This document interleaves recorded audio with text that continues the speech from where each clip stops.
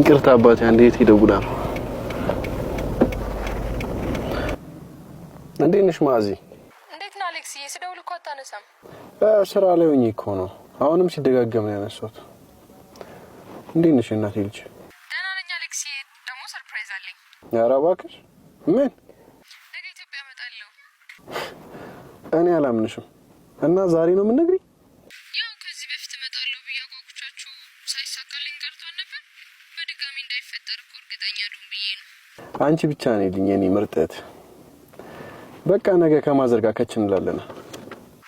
ላ መምጣት ካለባችሁ ነው እደውልልሃለሁ። ምን ማለት ነው?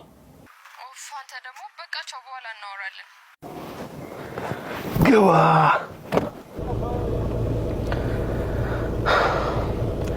እህቴ ከ4 ዓመት በኋላ ሀገሯ ልትገባ። እንኳን ደስ አለ። አመሰግናለሁ። ባይገርም ይሄ መኪና ራሱ የተገዛው እሷ በላከችው ገንዘብ ተጠራቅሞ በብድር። አታውቅም፣ ነገ ስትመጣ ሰርፕራይዝ ታደርጋለህ። ታደላችሁ። ፍቅራችሁ በጣም ያስቀናል። ግድ ነው። ከፍቅር በላይ ማመን አለ። ታውቃለህ፣ በቃ የሆነ ወጥሬ ሰርቼ ምናምን የእሷን ኃላፊነት መቀበል ነው የምፈልገው። ልክ ነህ፣ ግድ ነው። እና በቃ እሷም ልክ እንደ ራሷ መልካም ሰው አግብታ ጥሩ ህይወት፣ የተረጋጋ ህይወት እንድትኖርልኝ ነው የምፈልገው። ምኞቴ እሱ ነው። በቃ ፈጣሪ ያሰብከውን ያሳካልክ። አመሰግናለሁ። ስደውልልኝ ስሜቴ ሆኜ ጨቀጨኳ በማይመለከት። አረ ችግር የለም። ሄሎ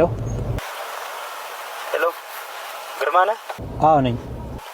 ይቅርታ ጋሽ ከላይ አሁን ወጡ። ምን ወጣ? አዎ እንዳትመጣ ልነግርህ ነው። እሺ በቃ እሺ። ምን ነው ችግር አለ?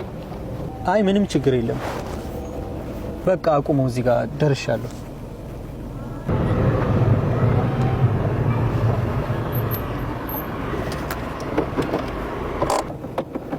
ስንት ቆጠረ?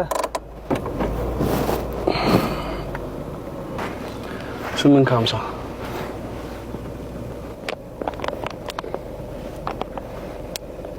ይቅርታ ግን ብር አልያዝኩም። ምን? ጠብቀኝ ይዘው።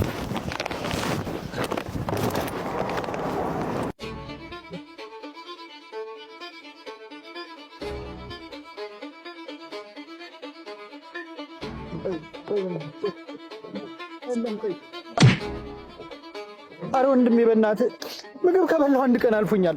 እና በላበስ ሳይኖር ነው በራይድ የምትመጣው? አረ ስለ ፈጣሪ አዳምጠኝ አንዴ ላስረዳክ።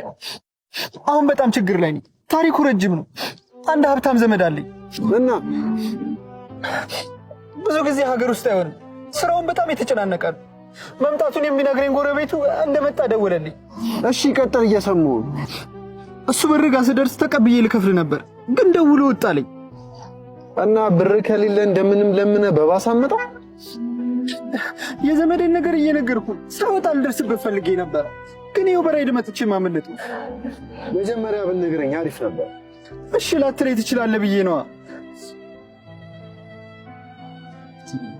እንካ ይቅርታ፣ እኔ መታለልን ስለማልወድ አጭበርባሪ ምናምን መስለኝ። ኧረ እኔ ነኝ ይቅርታ ማለት ያለብኝ። አንተማ ምን አደረግ? ምግብ አልበላውም ያልክ? አዎ ትናንትና አንድ ዳቦ ይቀመስኩ።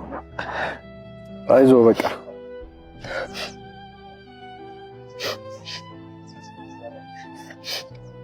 ጋይቺ ደግሞ ሰዓት ሆናለች፣ ያዛት። ኧረ ወንድሜ ይሄን ሁሉ አክስሪክ። ችግር የለውም እንካ ያዝ። ምሳ ብላበት። አመሰግናለሁ። ሁለታን ፈጣሪ ይክፈል። እሺ ግባ በቃ ልመልስ። ኧረ ችግር የለውም። ይሄን ሁሉ እዛ ጋር ምግብ ቤት አለ፣ በልቼ በባስ ሄዳለሁ።